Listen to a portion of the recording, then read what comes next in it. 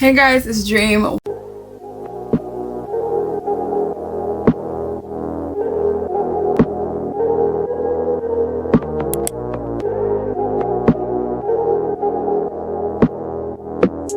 Welcome back to another video. Now I'm going to apologize in advance if you guys cannot see my eyes clearly.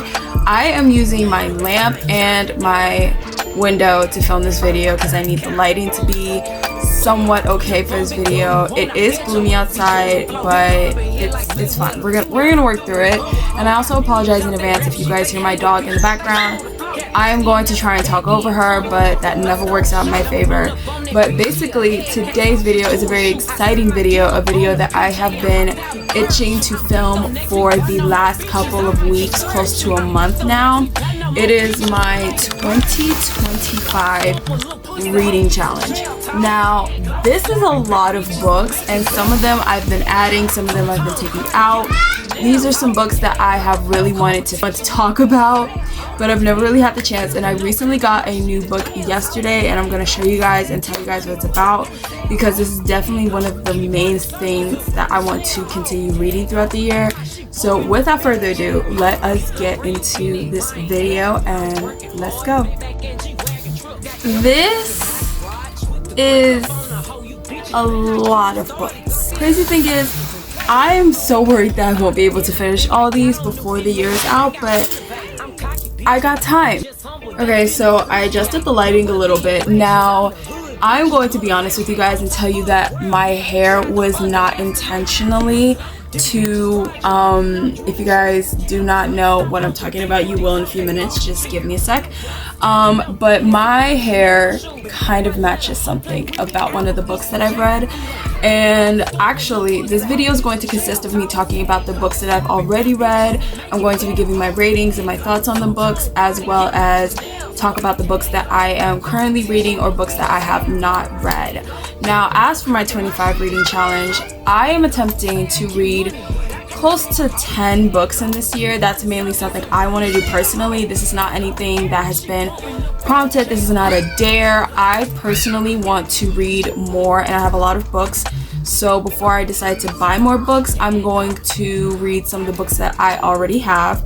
And some of the books that I have I've literally had these books for a good 6 years now. Some of these books I've had since I was 16, and some of the books I've gotten recently. So yeah, I've read a few books in this stack already, and I am closing down on one more book, so that's going to be maybe 2 books off of my challenge, which will turn it into 7 books, I believe. I don't know. I am literally keeping track of this entire challenge on my Goodreads. It's actually one of the reasons I am doing a 25 reading challenge, because I've never done one, let alone kept track of it using Goodreads. So I'm actually excited to see how my progress is going to go. But without further ado, I want to get started with the video. I'm going to be talking about the books that I've read, ratings, all that jazz, and we're going to start with the books at the very bottom of the stack, because they are what I'm currently reading and I'm currently obsessed with. Now, like I told you guys, I've already read a book out of this stack, and I'm finishing another book in the stack. I don't know when. Maybe I'll read some more of it tonight. I had to give myself a break, and I will tell you guys that in a minute. But I'm very excited for this video, as you guys can tell. The first thing I wanted to talk about was my new obsession. If you guys cannot tell by the sides or even the front of the first book, you guys might not know what this is. But to those of you who do know, why were you guys hiding Sarah J. Maas from me? She is amazing. So this is the Crescent City series by Sarah J. Maas, and I actually got the second book. This was my first Sarah J. Maas book, which is the second book in the series. So I had to get the first book before I can read the second book. And I've already read the first book, which is House of Earth and Blood, and I absolutely loved it. She is, as you guys can tell, she is well loved, okay? She is well loved. This is definitely one of my favorite reads of 2025 thus far, but I definitely did enjoy this. This is like one of my favorite books that I have read in a really hot minute, because I want to say I've been in like a 2-year reading slump. I've barely been reading for the last 2 years. So House of Earth and Blood by Sarah J Maas was the first book I picked up after my reading slump had ended, and it took me a minute to really get into the book.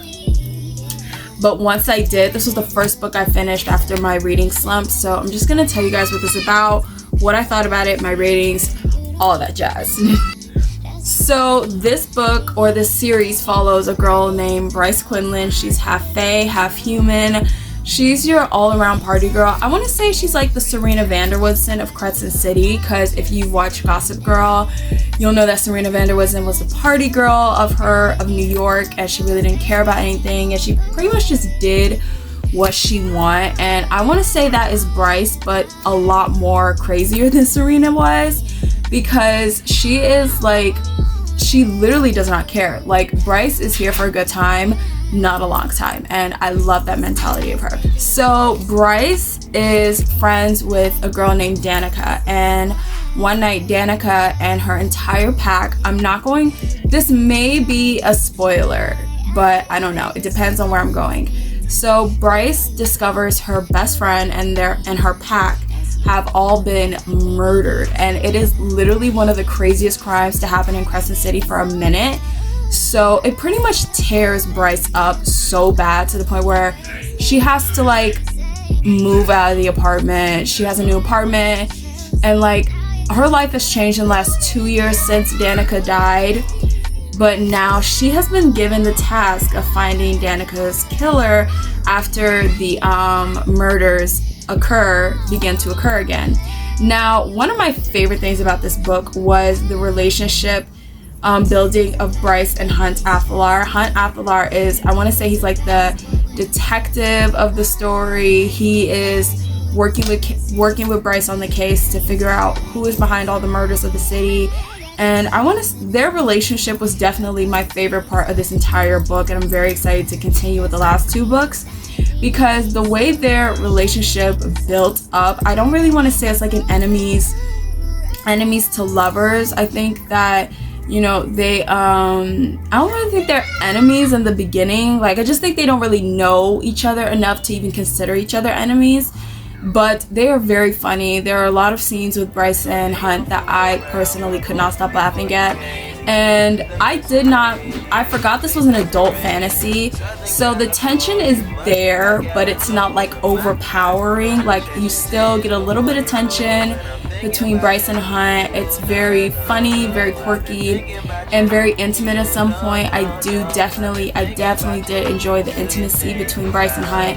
It's personally one of my favorite things about reading a lot of new different genres. You never know what you're gonna find.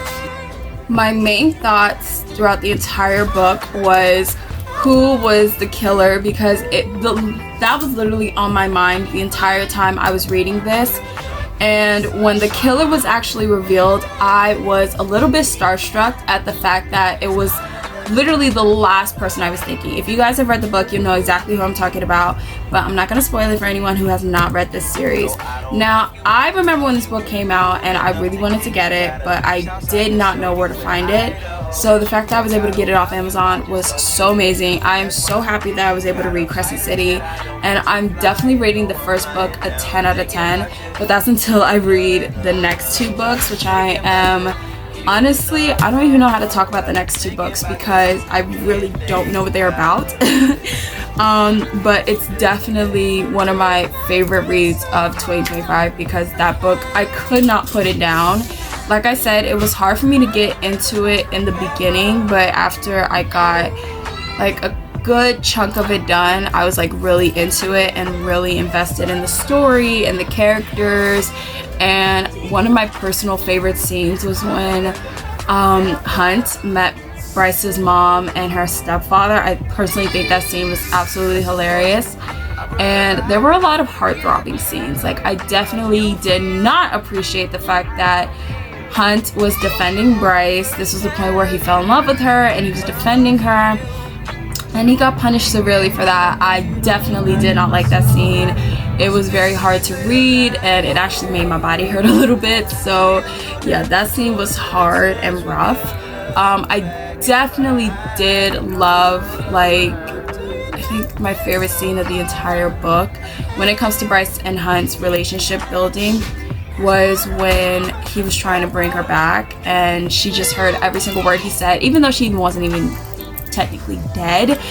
But it definitely was amazing, and I'm rating it a 10 out of 10. I did a review on it on Goodreads, and this is the first book I finished in my 2025 reading challenge, so I'm down to technically 8.5 books. Well, 7.5. So yeah.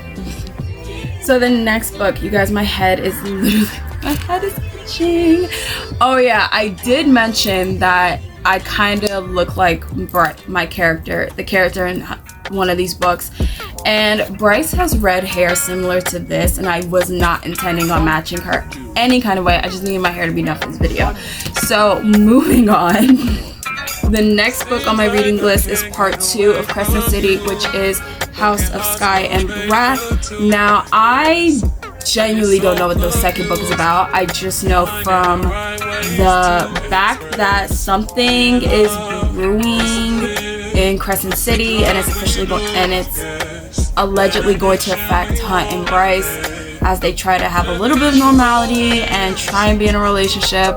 I don't know. I just started reading it literally this morning. I am on chapter 5 and I'm nearly 100 pages in.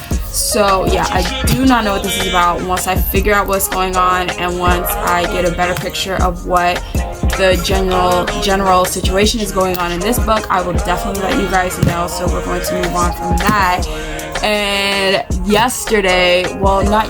the day before yesterday when I went out, I actually already did a vlog of me acquiring this book. So if you guys did not go check that video out, I highly recommend you go look at it. It's not my typical, it's not the kind of vlog I was very happy with considering the visuals. I still get a little bit shy filming in public, so that's why the video looks a little bit iffy, but I'm getting better at that. In the vlog, I was able to acquire this beauty. When I tell you guys, I was not expecting to see this in Walmart at all, but when I saw it, it was fate and I had to have it. I got it, and now I am so happy with her. She's absolutely gorgeous, she's beautiful, and she is the newest addition to my book baby family, and I am so happy to finally have her. So I decided I wanted to finish off Crescent City when I finished the first book, and I knew I was going to enjoy the second book, and I had to find the first book. Now, I was going to get it off Amazon, but like I said, I found it in Walmart and I had to get it. So this is the third book in Crescent City. This is House of Flame and Shadow. I do not know what this is about. I did read the little thingy right here, but I do not want to spoil it for anyone, and plus I don't even, like I said, I don't know what this is about.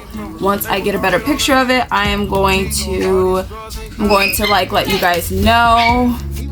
But I personally want to show you guys this book because it is so beautiful, and for some reason it smells like lemons. I do not know why it smells like lemons, but it does, and I think it makes it even more like alluring. But this is what it looks like. This is the cover. Now, I pretty much figured out that the people on the covers of the book 1 and 2 are clearly Bryce and Hunt. I'm not a dingus. So I'm very curious as to see who is this lovely person supposed to be. She looks very scary. I don't know if this is Bryce. It might not be. I'm going to assume it is until I actually read it. But this is what the book looks like without its dust jacket on. Has this really crescent moon on it, and then this is the side. When you open it up, it has this beautiful artwork in it. I don't know why this is so beautiful, but it is. Like, look at this artwork. It is so pretty. It's like that on the front and on the back. Just letting you guys know.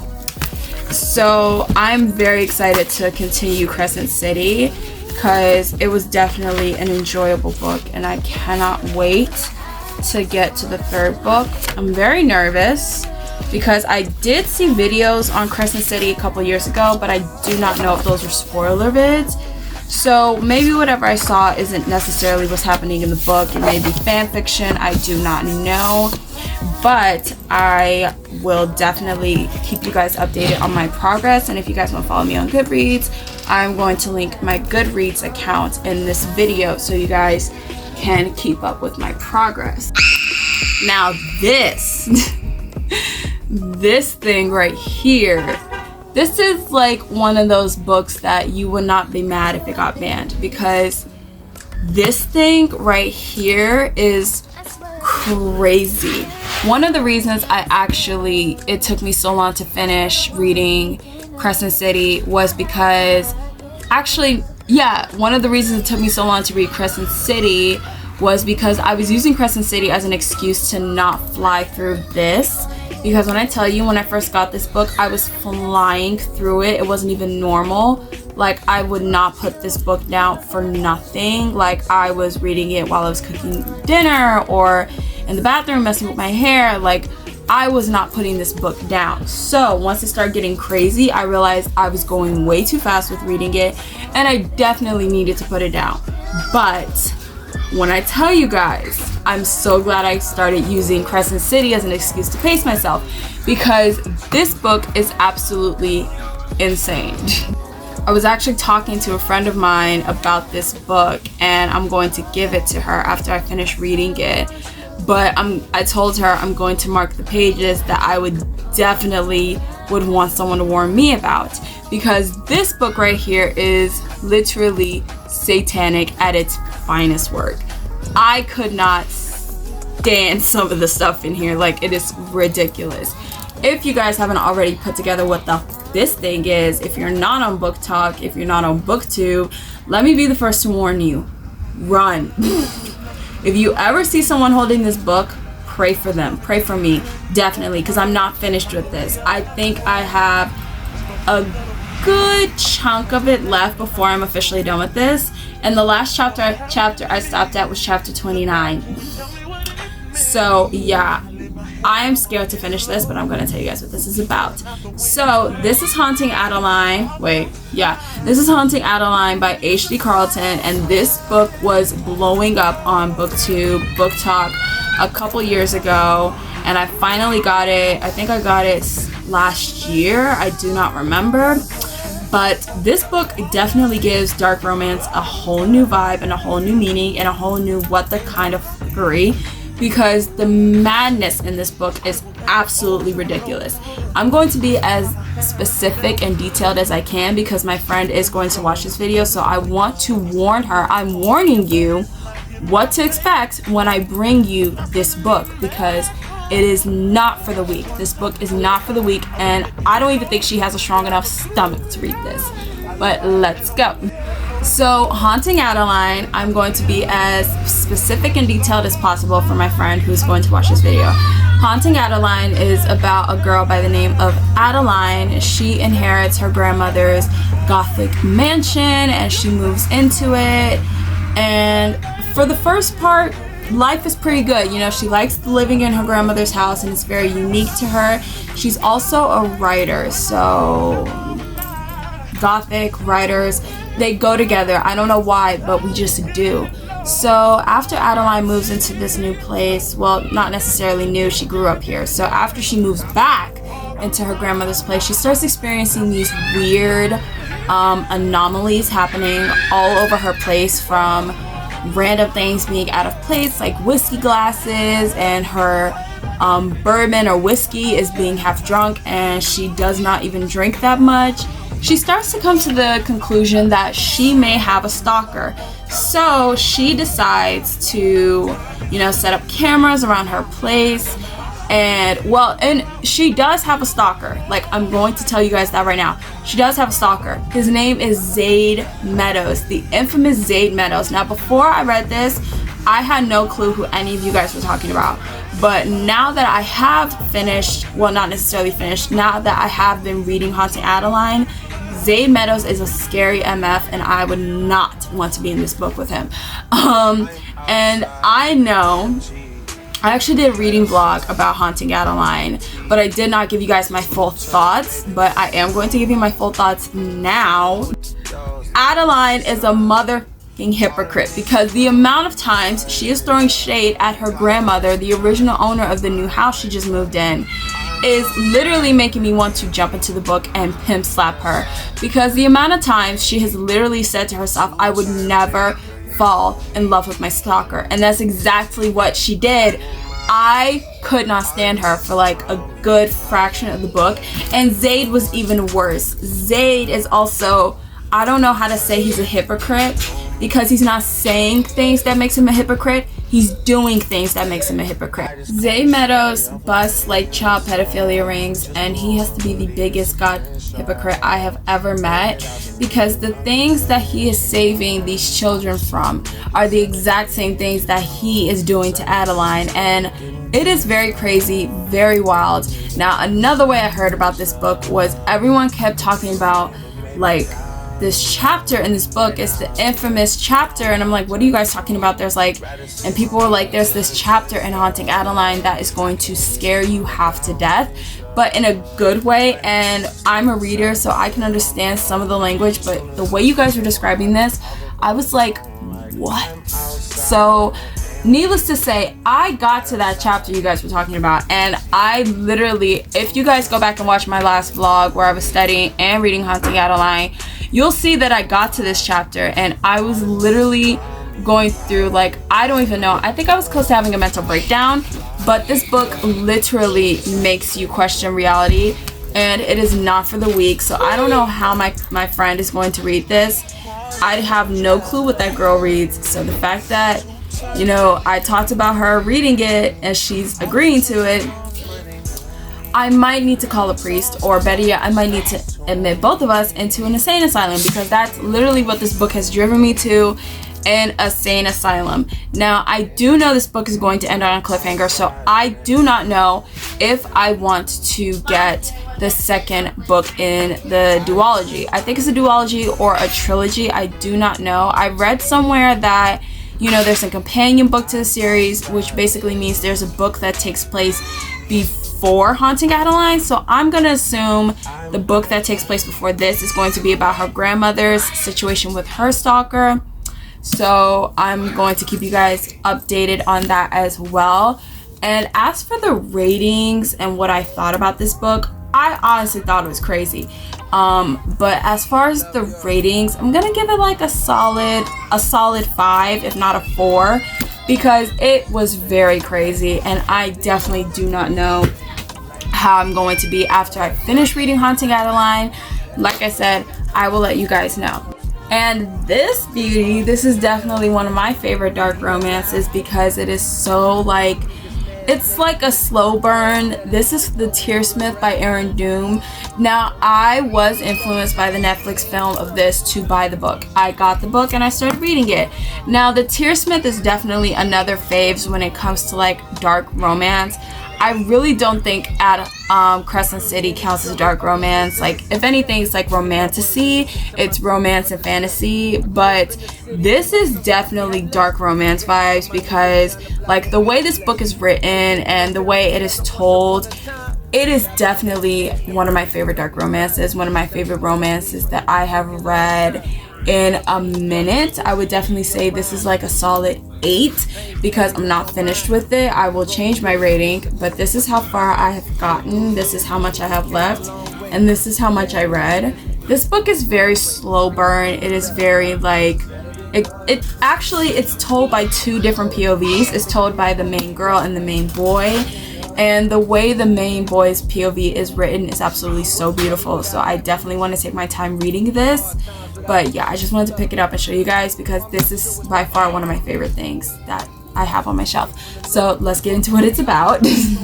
So The Tearsmith by Aaron Doon follows 2 young people by the name of Nika and Rijo. I'm going to say his name as Rijo, and I'm going to say Nika's name as Nika. I'm going to say it with an accent, because that's the best way I can say it and understand what I'm talking about, and for you guys to understand what I'm talking about. Now, Nika and Rijo are 2 orphans who get adopted by the same couple, And as you guys can pretty much tell, they definitely have a rocky relationship. Nika, she wants to understand Rijo a little bit more, but Rijo is not for it. She pretty much thinks that Rijo hates her, and he does give off the vibes like, I hate you. Like, those are the vibes he is giving off. But once you read the story, you'll know that it's literally the opposite. He does not hate her. He's actually obsessed with her, and he's been obsessed with her literally since the day she arrived at the orphanage, and it's actually pretty crazy. It is very crazy. After Nika and Rijo are adopted, well, not adopted, they are placed in a temporary foster home. Their relationship began to unravel and build up at the same time, to the point where, like, there's so much tension between them. Rijo cannot be in the same room as her, and this triggers the couple that are keeping them with them for a while. It does trigger them a little bit, but they're not going to get too deep into it. They definitely do know these children have been through a lot, and Rijo's not the most affectionate kid in the orphanage, and he definitely has a very scary, rocky backstory, not compared to Nika's. Instead of his parents dying and him not having a choice to go to the orphanage, he was actually left at the orphanage by his birth parents, so he doesn't know who his birth parents are. He does not know his birthday. He wasn't even given the name Rijo. His the previous woman that was working at the orphanage when he arrived gave him that name, and he doesn't even like his name, honestly. So yeah, Rijo is very unstable at some point, and Nika, being this sweet, loving girl, she wants to understand him, but Rijo literally cannot be in the same room with her. And it's not because he hates her, it's because he is absolutely so in love with her that he's scared he will hurt her. And it's actually one of the main reasons he does not want to be adopted at all, because if they are adopted by the same couple, they will be brother and sister, and he knows that's not safe, and Nika knows it's not safe. So he's pretty much keeping up this Damon Salvatore 10,000 vibes. I think he's hoping that Anna and Norman do not decide to adopt him. Instead, they just adopt Nika, because in the movie he did become very disappointed when Anna and Norman said they were going to adopt them. And Adeline, who is Nika and Rijo's best friend, she knows Rijo, and she knows Rijo, and she knows how much he loves Nika. So she tries to be the mediator between them, and it's actually pretty stressful. I don't understand how she does it, but I'm definitely rating this a solid 8 out of 10. I may change the rating after I'm finished with it. But yeah, if you guys already didn't piece it together, Rijo, although he doesn't really like Nika the way she thinks he does, he is very possessive over her. He does not like the fact that another boy is trying to talk to her. He does not like when people make really inappropriate jokes towards her. This is actually what prompted a fight between him and Simon, I think it was. But yeah, he is very questionable at some point, and this is probably one of my favorite slow burns that I have personally read, and I am taking my time with this. I'm not flying through it, because I feel like flying through a slow burn really just takes out the vibe and the energy. But I truly love this, so this is definitely one of my 2025 reads. Next, so this is definitely a childhood favorite. Now, if you guys cannot tell what this book is, this is actually one of the main reasons I wanted to start doing booktube videos, because one of my favorite booktubers was obsessed with this series growing up. And I remember the first time I watched Shadowhunters. I remember the first time I watched City of Bones. My excitement for the show that came out in 2016 was unmatched. I never missed an episode. And the fact that this series, the show, came out years ago and I still have not watched the final episode, mainly because I was spoiled about it and I did not want to finish it. I honestly was so sad at the ending of the show, and I definitely think everyone did incredibly dirty in the show. Hopefully it will not be like that in the books. But this is City of Ashes by Cassandra Clare, and it's the second book in the Mortal Instruments series. Now, I truly do not know what this is about, but I did want to talk about it because I read the first book already. I've actually read the first book twice, so I am reading the second book, and I have the entire Mortal Instruments series, as well as a couple of other Shadowhunter books that I personally own. I think I own 3 separate Cassandra Clare books for Shadowhunters. I do not know. I think I own maybe like either 3 or 4, so I'm gonna have to check. But if you guys have not read this, the first Shadowhunters book, I read the first book ages ago. But this is on my 2025 reading list as well. So the first book is about Clary's introduction to like the world of angels and demons. This book is absolutely amazing. I enjoyed it so much. So I'm going to try and read the second book, and it's actually pretty short. So I have good confidence that I can read this in the car when I'm outside or on the train because it's very short. It's only like 400 pages. Over 400 pages, so this is what I call a short read because I'm actually a pretty fast reader if I'm not bothered. So yeah. Okay, so I had to step away for a minute. It's finally quiet. I'm going to attempt to finish this video. Please bear with me, you guys. Okay, so the next book that I have is Kingdom of the Fear by Carrie Mansicala. I do not know how to pronounce the last name. And I do not know what this book is about. This is actually a gift, and I still have not read it. So we're going to read the back together and figure out what this is about. I can tell this is like a Hades and Persephone. This is going to be like a Hades and Persephone retelling because it says, "All hail the King and Queen of Hell." And normally when you see those words, you kind of think of Hades and Persephone. So that's what I've literally been assuming this book is about for the last couple of months to a year that I've had it. So on the back it says, Amelia is reeling from a shocking discovery about her sister Victoria. But before she faces the demons of her past, Amelia yearns to claim the seductive prince of Wraith in the flesh. She doesn't just desire his body, she wants his heart and soul, but that's something he cannot promise to her. When a member of House Greed is assassinated, evidence somehow points to Victoria. To get to the bottom of these accusations, Amelia and Wraith play a sin-fueled game of deception to solve the murder and stop the unrest that's brewing amongst the witches, demons, and shapeshifters. It's got witches in it, shapeshifters, and demons. And now I'm intrigued because I didn't even read the back. So I'm definitely going into this blindly, but from what I can tell, this is going to be pretty awesome. So maybe. So yeah, that is definitely going to be an exciting thing to read. I don't know when I'm gonna get to it because I'm so deep into Crescent City that I don't want to read any of these other books until I finish reading the second book of Crescent City. Wow. Okay. So this is definitely a Hades and Persephone's retelling. This is called A Game of Gods by Scarlett St. Clair, and this book is pretty beat up. That's because I've had it for a while and she has been on the shelf in my closet collecting dust. So I finally decided to pick her up again, and yeah, we're going to talk about what this is about real quick. Ew, this was like really dirty. Okay. We're going to talk about what this is about. The cover feels like they put matte gel top coat on top of it, so yeah. So I don't remember what this is about, but I do remember a little bit of it. So this is basically Hades and Persephone's journey to becoming husband and wife against like the protest of her mother Demeter. And in the book, Demeter is like causing like all sorts of chaos in the real world. She's like bringing on this eternal winter, like this really bad winter, and like it's starting to affect Persephone, and she is reeling from a lot of her own personal turmoil and drama that is really starting to affect Hades in a way, because Hades does not like to see his future wife in pain, and it actually hurts him more than it's hurting her. Like, this is crazy, you guys. Like, they're trying to figure out a way to get married despite Demeter's protests, and like they're still very much in love.